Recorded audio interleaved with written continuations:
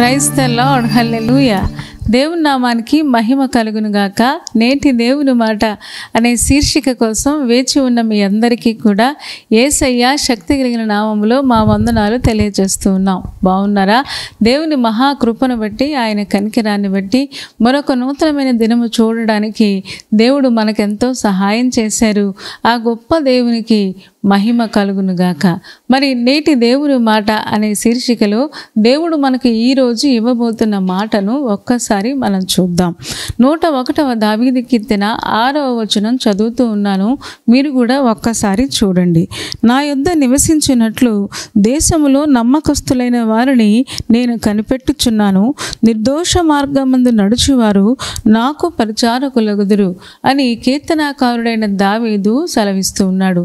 ఏమని చెప్తున్నాడంటే, దావీదుకు దగ్గరగా ఉండాలి అంటేనంట వారు నమ్మకస్తులుగా ఉండాలంట. అంత మాత్రమే కాదు, వాళ్ళు నిర్దోషమైన మార్గంలో అంటే పాపము లేని మార్గంలో నడిచేవారు మాత్రమే దావీదుకు పరిచర్య చేయడానికి పెట్టుకుంటాడంట. మరి దావీదే అలాగ ఆలోచిస్తే మరి పరమ దావీదైన యేసు యొక్క ఈ సౌధంలో ఉండాలి అంటే, ఆ పరలోక పట్టణంలో ఉండాలి అంటే మరింత నమ్మకస్తులుగా ఉండాల్సిన అవసరత ఎంతైనా ఉంది కదా. నా యొద్ద నివసించినట్లు దేశంలో నమ్మకస్తులైన వారు నాకు కావాలి. ఈరోజున ఎక్కడ చూసినా నమ్మకత్వం లేదు. ఏమంటే కుటుంబంలో నమ్మకత్వం లేదు, భార్యాభర్తల మధ్య, తల్లిదండ్రులు పిల్లల మధ్య ఒకళ్ళని ఒకళ్ళు మోసం చేసుకుంటూ ఉన్నారు. సంఘాలలో నమ్మకత్వం లేదు, సంఘము పట్ల నమ్మకత్వం లేదు, ఏమంటే మనుషుల పట్ల నమ్మకత్వం లేదు, దేవాది దేవుని పట్ల అస్సలు నమ్మకత్వమే లేదు. ఈరోజున ఎక్కడ చూసినా మోసము మోసము మోసము. అందుకనే దావీదు అంటాడు అదే కీర్తనలో, మోసము చేసేవాడు నా ఇంట నివసింపరాదు అని చెప్పడం మనం చూస్తూ ఉన్నాం. మోసం చేసే వాళ్ళకి వాళ్ళ ఇంటిలో స్థానం లేదంట. తన దగ్గర పనిచేసేవాళ్ళు, తన దగ్గర పరిచర్య చేసేవాళ్ళు, తన దగ్గర ఉద్యోగం చేసే వాళ్ళందరూ కూడా నమ్మకస్తులుగా ఉండాలి. అంటే వాళ్ళ దగ్గర తెలివితేటలు లేకపోయినా పర్వాలేదు, వాళ్ళ సామర్థ్యం కంటే, వాళ్ళ తెలివితేటల కంటే, వాళ్ళ జ్ఞానం కంటే, వాళ్ళ అందం కంటే, వాళ్ళ యొక్క లోక సంబంధమైన అర్హతల కంటే కూడా వాళ్ళు నమ్మకంగా ఉండడంకే ఎక్కువ ప్రాధాన్యత నేను ఇస్తాను అన్నట్టుగా దావీదు చెప్తున్నట్టుగా మనకు అనిపిస్తుంది. ఈరోజున విశ్వాసులంగా దేవుడు మనకి కూడా ఇదే కోరుకుంటూ ఉన్నాడు. అన్ని విషయాలలో నమ్మకంగా ఉండాలి.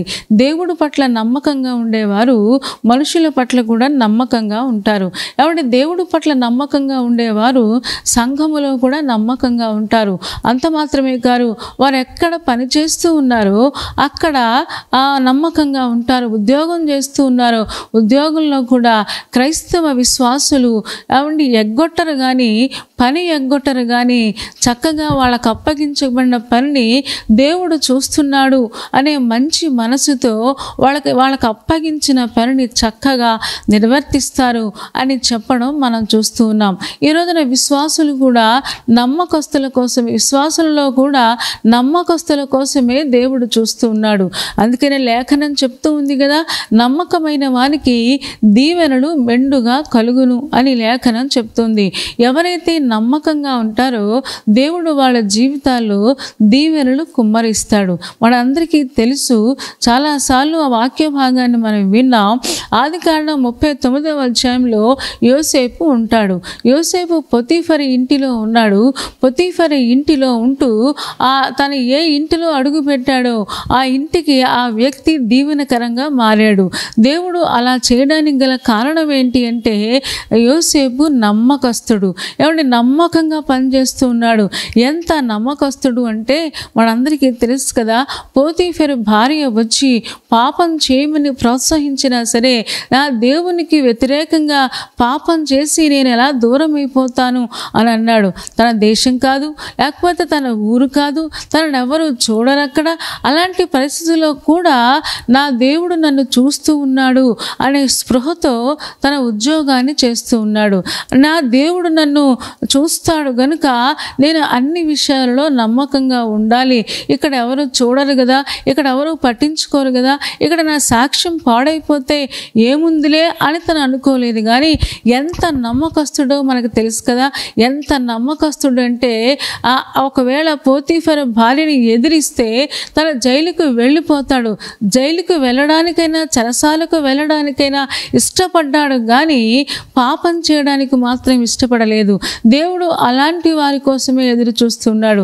ఈ రోజున మన నష్టంలోకి వెళ్ళిపోయినా పర్వాలా, కష్టాలలోకి వెళ్ళిపోయినా పర్వాలా, కానీ దేవునికి ఇష్టం లేని పని, దేవుని నుంచి దూరం చేసే ఏ పని కూడా మనం చేయకుండా ఉండాలని పరిశుద్ధాత్మ దేవుడు కోరుకుంటూ ఉన్నాడు. ఇక్కడ చెప్తూ ఉన్నారు కదా, నా యొద్ద నివసించినట్లు అంటే నాకు దగ్గరగా నివసించాలి అంటే, నాకు దగ్గరగా మీరు ఉండాలి అంటే తప్పకుండా నమ్మకత్వం ఉండాలి అని చెబుతున్నాడు. దేవుడు నమ్మకస్తుల కోసం చూస్తున్నాడు. ఒక కుటుంబంలో నమ్మకస్తుడు ఎవడైనా ఉంటే ఆ నమ్మకస్తుడి ద్వారా దేవుడు ఆ యొక్క కుటుంబాన్ని దీవిస్తాడు అంట. అందుకని ఇర్మియా గ్రంథంలో ఒక మంచి మాట, ఇర్మియా గ్రంథము 5వ అధ్యాయంలో చక్కని మాట మనం చూస్తాం. 5వ అధ్యాయం 1వ వచనం చదువుతూ ఉన్నాను. ఇర్మియా గ్రంథము 5వ అధ్యాయము 1వ వచనం. యెరూషలేము వీధులలో అటు ఇటు పరిగెత్తుచు చూచి తెలుసుకొనుడి, దాని రాజ వీధులలో విచారణ చేయండి, న్యాయము జరిగించుచు నమ్మకముగా ఉండ యత్నించుచున్న ఒకడు మీకు కనబడితే నేను దానిని క్షమిస్తాను అని దేవుడు వాగ్దానం చేస్తున్నాడు. న్యాయం జరిగిస్తూ నమ్మకంగా ఉండడానికి ప్రయత్నం చేస్తే చాలంట, వాళ్ళని బట్టి దేశాన్ని దీవిస్తాడంట, వాళ్ళని బట్టి దేశాన్ని క్షమిస్తాడంట. అంటే కుటుంబంలో ఒక్క నమ్మకస్తులు ఉన్నా సరే ఆ ఒక్క నమ్మకస్తుల ద్వారా దేవుడు కుటుంబాన్ని దీవిస్తాడు. దేవుని పట్ల నమ్మకత్వం, మనుషుల పట్ల నమ్మకత్వం, ఏమండి సంఘము పట్ల నమ్మకత్వం ఈ రోజున మనం కలిగి ఉండాలని పరిశుద్ధాత్మ దేవుడు కోరుకుంటూ ఉన్నాడు. ఒక్కళ్ళైనా నాకు దొరికితే చాలు, ఆ ఒక్కళ్ళ ద్వారా నేను దేశాన్ని దీవిస్తాను, దేశాన్ని క్షమిస్తాను. అంటే ఒక్కళ్ళు ఆ నమ్మకంగా ఉంటే చాలు అంటున్నాడు. ఈ రోజున మనం ఎక్కడ పనిచేస్తూ ఉన్నామో ఆ సంస్థలో నమ్మకంగా ఉంటే మనల్ని బట్టి ఆ సంస్థ దీవించబడుతూ ఉంటుంది. మనం ఎక్కడ పనికత్తలిగా పనివారిగా ఏ ఇంటిలో పనిచేస్తూ ఉన్నామో మనం నమ్మకంగా ఉంటే తప్పకుండా దేవుడు అంట మనల్ని బట్టి వారిని దీవిస్తాడు అంట. ఈ రోజున ఇంత ఆశీర్వాదాన్ని నమ్మకత్వం ద్వారా దేవుడు మనకు అనుగ్రహించడానికి దేవుడు ఇష్టపడుతూ ఉన్నాడు. దేవుడు నమ్మకస్తులను కోరుకుంటూ ఉన్నాడు. మనందరికీ తెలుసు, సమస్త దేశాల వారు ఐగుప్తు వైపు ప్రయాణం కట్టారు. ఎందుకు అంటే అక్కడ యోసేపు అనే ఒక నమ్మకస్తుడు ఉన్నాడు. ఆ నమ్మకస్తుడు ద్వారా దేవుడు అక్కడ అద్భుతం జరిగిస్తూ ఉన్నాడు. 7 సంవత్సరాలు కరువు సంవత్సరాలు వచ్చినాయి, 7 సంవత్సరాలు సమృద్ధి సంవత్సరాలు వచ్చినాయి. ఏమంటే సమృద్ధి సంవత్సరాలలో ఆ నమ్మకస్తుడు ఏం చేశాడు అంటే అవన్నీ కూడా దాచాడంట. ఏమంటే కరువు సంవత్సరాల్లో అవన్నీ వాళ్ళకి సరిపోయినట్లుగా ఎవ్వరూ కరువు చేత చనిపోవలేదు, ఎవ్వరూ కరువు చేత ఇబ్బందులు పడలేదు. దానికి కారణం ఏంటి అంటే నమ్మకస్తుడైన యోసేపు ఆ దేశంలో ఉన్నాడు. ఏమంటే నమ్మకస్తుడు ఒక దేశంలో ఉంటే, నమ్మకస్తుడు ఒక కుటుంబంలో ఉంటే ఎంత ఆశీర్వాదమో మనకి ఈ రోజున తెలుస్తుంది. ఈ రోజున దేవుడు ఒకటే కోరుకుంటున్నాడు, యెరూషలేములో ఉన్న మనం అంటే దేవుని చేత పిలువబడిన మనము, దేవుని ఇంటిలో ఉన్న మనము నమ్మకంగా ఉండాలి. అటు ఇటు పరిగెత్తుచు నమ్మకముగా ఉండ యత్నించుచున్న ఒక్కడు నాకు కనిపిస్తే చాలు. దేవుడు 10 మందిని అడగట్లేదండి, దేవుడు 20 మందిని అడగట్లా, దేవుడు 30 మందిని అడగట్లా. ఒక్కడుంటే చాలు, వాళ్ళ ద్వారా నేను కుటుంబంలో ఆశీర్వాదాలు కుమ్మరిస్తాను. ఏమండి మన డబ్బులో నమ్మకత్వం, ఏమండి మన చూపులో నమ్మకత్వం, మన కుటుంబం పట్ల నమ్మకత్వం. కొంతమంది పని చేస్తారు, మనుషులు ఉంటే ఒకలా చేస్తారు, మనుషులు చూడకపోతే ఒకలా చేస్తారు. ఏమండి అందరూ ఉంటే ఒకలా చేస్తారు, అందరూ లేనప్పుడు ఒకలా ఉంటారు. దేవుడు అలాంటి వారిని చూడడు. ఎందుకంటే మనుషులు చూసినా చూడకపోయినా దేవుడు మనల్ని చూస్తూ ఉన్నాడు, దేవుడు మనల్ని గమనిస్తూ ఉన్నాడు. ఆయన సర్వాంతర్యామి కనుక ఆయన కన్ను ప్రతిరోజు మనల్ని చూస్తూనే ఉంది. ఈ రోజున విశ్వాసులంగా దేవునికి ఇష్టంగా మనం బ్రతకాలని దేవుడు కోరుకుంటూ ఉన్నాడు. దేవునికి దగ్గరగా ఉండాలి అంటే, దేవుడు మనల్ని వాడుకోవాలి అంటే, దేవునికి మంచి పరిచారకులుగా ఉండాలి అంటే నమ్మకస్తులుగా ఉండాలని దేవుడు కోరుకుంటూ ఉన్నాడు. పైకి ఒక మాట, లోన ఒక మాట, మనుషులు ఎదురుగుండా ఒకటి, మనుషులు లేనప్పుడు ఒకటి. ఈ రోజున అలాగ గనక మనం ఉంటే దేవుడు ఉమ్మి వేస్తాడు అంట. ఏమంటే దేవుడికి దగ్గరగా మనం ఉండలేం. ఏమంటే దేవుడు మనకు దగ్గరగా ఉంటే ఎన్నో సమస్యలు మనకి ఆయనే మన పక్షంగా ఉండి కార్యాలు జరిగిస్తాడు. దేవుడు యోసేపుకు చాలా దగ్గరగా ఉన్నాడు. యోసేపు ద్వారా ఐగుప్తు దేశంలో ఆయన సంచరిస్తూ ఉన్నాడు.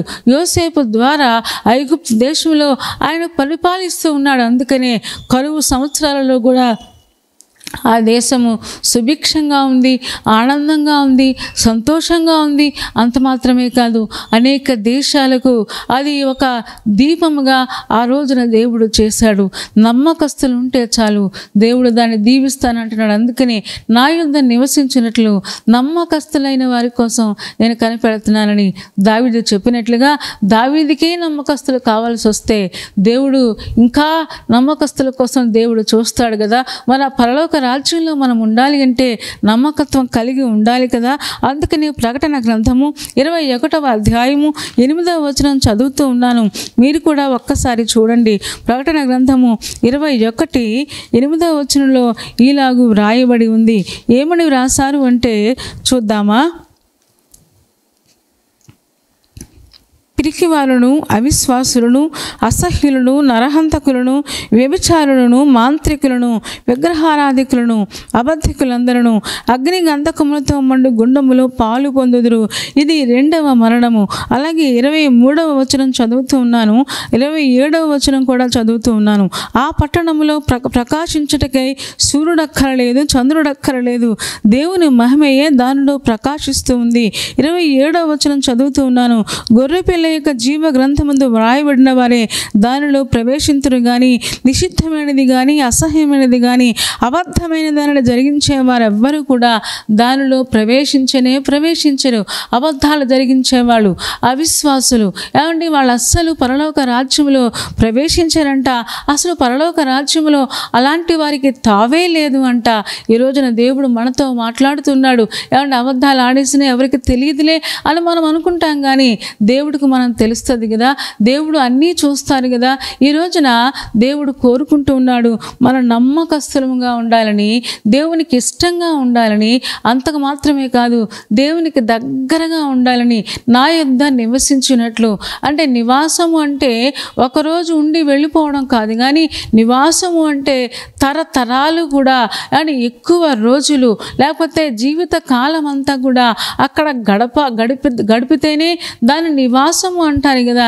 ఈ రోజున మనం నివసించాలి, పరలోక రాజ్యంలో ఉండాలి అంటే తప్పకుండా మనం నమ్మకస్తులుగా ఉండాలి. ఒక నమ్మకస్తుడు ఉంటే చాలు దేశాన్ని క్షమిస్తాను, ఒక నమ్మకస్తుడు ఉంటే చాలు దేశాన్ని దీవిస్తాను. ఈ రోజున అలాంటి నమ్మకస్తులుగా ఉంటూ మన కుటుంబానికి, మన దేశానికి, మనం ఎక్కడ పని చేస్తూ ఉన్నామో ఆ సంస్థకి దీవెనకరముగా మనం మారిపోదుముగాక. అలాంటి కృప దేవుడు మనందరికీ దయచేయునుగాక. తలలు వంచండి, కళ్ళు మూసుకోండి. చిన్న మాట ప్రార్థన చేద్దాం. పరిశుద్ధుడా, ప్రేమ కలిగిన మా తండ్రి, నీ పాదాలకు వందనాలు, స్తోత్రాలు చెల్లిస్తూ ఉన్నాం. నువ్వెంత మంచి దేవుడవు నాయన. ఈరోజు మీరు మాతో మాట్లాడి నమ్మకస్తులుగా ఉండాలని మమ్మల్ని హెచ్చరించినందుకు వందనాలు. మేము ప్రతి విషయంలో తండ్రి, మనుషులు చూసినా చూడకపోయినా, మనుషులు మెచ్చుకున్నా మెచ్చుకోకపోయినా, మనుషులను బట్టి కాదు కానీ నీకు నమ్మకస్తులుగా ఉంటూ నువ్వు చూస్తున్నావు అన్న భయంతో మా ఆత్మీయ జీవితాన్ని, మా శరీర సంబంధమైన జీవితాన్ని, మా ఉద్యోగ జీవితాన్ని చక్కగా కాపాడుకోవడం మాకు నేర్పించమని నీ కృపకు మమ్మల్ని మేము అప్పగించుకుంటూ ఉన్నాం. చెరివచ్చిన ఒక్కొక్క విశ్వాసిని, ఆ కుటుంబానికి దీవెనకరంగా మీరు మార్చుము. యోసేపు ఎలాగైతే దీవెనకరంగా మారిపోయాడో ఈ రోజున మేము కూడా ఎక్కడుంటే అక్కడ నమ్మకస్తులుగా జీవిస్తూ ఆ ప్రాంతాలకు దీవెనకరంగా ఉండడానికి మాకందరికీ సహాయము చేయము. పెళ్లి రోజు, పుట్టినరోజు జరుపుకుంటున్న వారిని దీవించుము తండ్రి. నిండైన ఆశీర్వాదాలు మెండుగా కుమ్మరించండి. ఎగ్జామ్స్ రాస్తున్న వారికి, అలాగే తండ్రి నన్ను ఇంటర్వ్యూకి వెళుతున్న వారికి నాయన సహాయం చేయము, కలగా చేయమని ప్రార్థిస్తూ ఉన్నాం. నీ కృపకు అప్పగించుకుంటూ యేసయ్య శక్తి కలిగిన నామములో ప్రార్థించి వేడుకొనుచున్నాము తండ్రి. ఆమేన్. ఆమెను చెప్పారు కదా అందరూ. చాలా సంతోషం. చాలా ఓపికగా శ్రద్ధగా దేవుని యొక్క వాక్యాన్ని మీరు వింటూ ఉన్నారు. మిమ్మల్ని బట్టి మేము చాలా సంతోషిస్తూ ఉన్నాం. కార్యక్రమం మీకు నచ్చితే లైక్ చేయండి, షేర్ చేయండి. ఇంకా ఈ ఛానల్ని సబ్స్క్రైబ్ చేసుకోకపోతే డాక్టర్ స్పర్జన్ యూట్యూబ్ ఛానల్ని సబ్స్క్రైబ్ చేసుకోండి. తద్వారా నోటిఫికేషన్స్ అన్నీ మీకు వస్తాయి. మా కార్యక్రమాలన్నీ మీరు చూడొచ్చు. సరేనా అండి? దేవుని చిత్తమైతే మరలా రేపు ఉదయం మళ్ళీ కలుసుకుందాం. అప్పటి వరకు దేవుని మహాకృప మనందరికీ తోడే ఉండునుగాక. Amen, amen, amen.